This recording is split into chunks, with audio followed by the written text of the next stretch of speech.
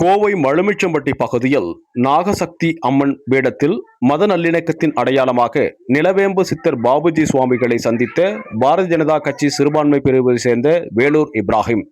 ஆளுமை திறன் இல்லாமல் தாவேகா தற்போது திணறி வருகின்றது, விரைவில் இந்த ஆட்சி களையும் என்றும் தெரிவித்துள்ளார்.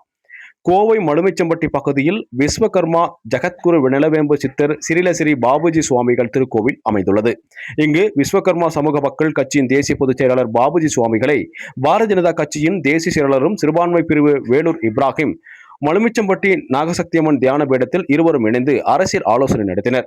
அப்பொழுது முன்னாள் பாஜக மாநில தலைவர் அண்ணாமலை பாரதிய ஜனதா கட்சியை விட்டு விலகிய பிறகு ஏற்பட்டுள்ள பாதிப்பு மற்றும் தேசிய ஜனநாயக கூட்டணியில் அதிமுகவில் ஏற்பட்ட குழப்பங்கள், இந்த சூழ்நிலையில் இனி எதிர்காலத்தில் தேசிய ஜனநாயக கூட்டணியின் பயணம் நடைபெற உள்ள உள்ளாட்சி தேர்தல் பணிகள், இடைத்தேர்தலில் தேசிய ஜனநாயக கூட்டணி வேட்பாளர்கள் வெற்றி பெறுவதற்கு என்னென்ன வழிகள் உள்ளன, முன்னாள் மாநில தலைவர் அண்ணாமலை அவர்கள் தற்பொழுது ஏற்பட்டுள்ள புதிய இயக்கத்தின் காரணமாக ஏற்படும் பாதிப்புகளை சரி செய்வதற்கு இளைஞர்களை தேசிய சிந்தனை பக்கமும் கொண்டு செல்வது குறித்து ஆலோசனை மேற்கொண்டனர்.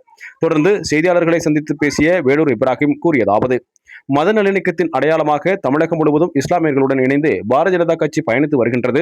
இன்று கோவை மழுமிச்சம்பட்டி பாபுஜி சுவாமிகள்